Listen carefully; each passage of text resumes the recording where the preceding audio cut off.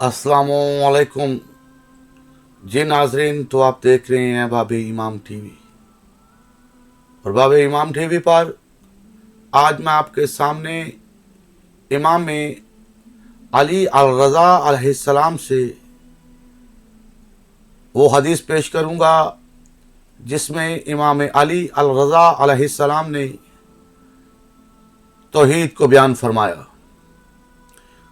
तो इमाम अलैहिस्सलाम ने अल्लाह के नाम से जो बड़ा मेहरबान रहम करने वाला है, तमाम तारीफ़ें और शुक्र इस अल्लाह के लिए है जो अपने बंदों पर हमद का इल्हाम करने वाला है,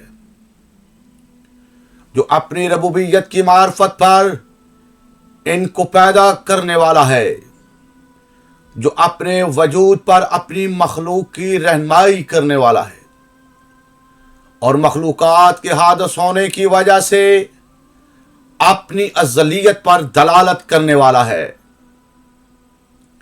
इन मखलूकात के मिसल और नज़ीर होने की वजह से जाहिर है इसका कोई मिसल और नज़ीर नहीं है।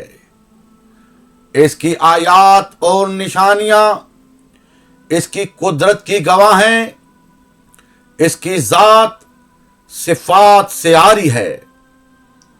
निगाहें इसको देख नहीं सकती, वहम ख्याल इसका इहाता नहीं कर सकते। इसके बावजूद कोई मुद्दत नहीं और ना इसकी इब्तदा की कोई इंतहा है। जो इसकी इसमें शमूलियत नहीं, पर वो इसको छुपाता नहीं। बस हिजाब इसके और मखलूक के दरमियान है। ये सब इसके नामुमकिन और मुहाल होने जो इनकी हस्तियों में मुमकिन है, और ये सबब इनकी ज़ातों के मुमकिन होने की वजह से जिससे ज़ात इलाही खुद इसको रोकती है, और ये सबब इस इफ्तराक के जो साने और मसनू रब और मरबूब और हद बंदी करने वाले और महदूद में है। वो यकता है बगैर किसी अदद की तावील के। वो खालिक है हरकत के मानी में नहीं। वो समी है बगैर आलात समात के। वो बसीर है बगैर किसी आला के तफरीक व तमीज के। वो मौजूद है बगैर किसी कुर्बत व मस के। वो जुदा है बगैर किसी बाद मुसाफत के। वो बगैर छुपाए हुए पोशीदा है। वो मुकाबला में आए बगैर जाहिर है।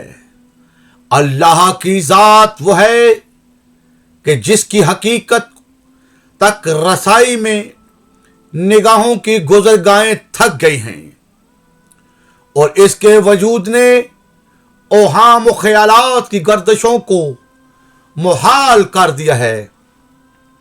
पहली दीनदारी इसकी मारिफत है।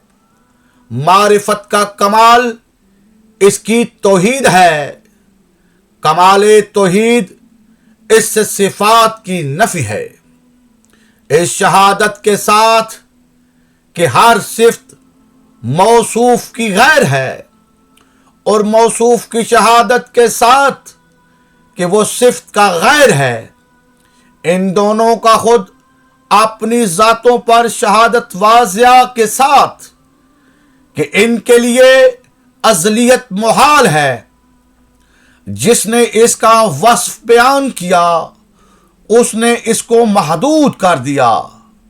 जिसने महदूद किया उसने इसको शमार किया, और जिसने शमार किया तो उसने इसकी हमेशगी को बातिल कर दिया।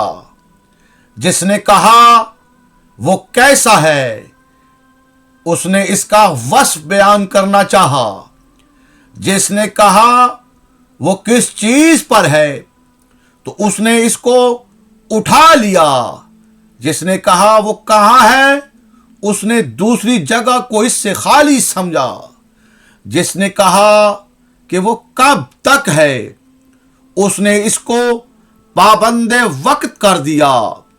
وہ اس وقت بھی عالم تھا جب کچھ معلوم نہ تھا، اور اس وقت بھی خالق تھا جب کوئی مخلوق نہ تھی۔ وہ رب ہے جبکہ وہ مربوب نہیں ہے، وہ اللہ ہے جبکہ اس کا کوئی معبود نہیں۔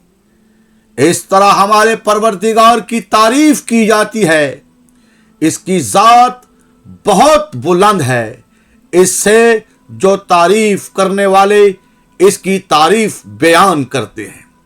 جی ناظرین، یہ تھا وہ خطبہ توحید جو امام علی الرضا علیہ السلام نے ہم جیسے لوگوں کو توحید کی معرفت پہنچانے کے لیے امام علیہ السلام نے ہم پر احسان کیا۔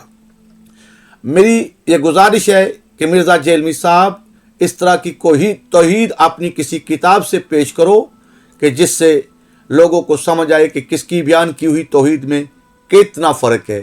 یہ ہیں ائمہ اہل بیت علیہ السلام کی بیان کی ہوئی توحید۔ جزاک اللہ، دعاؤں میں یاد رکھیے گا۔ السلام علیکم۔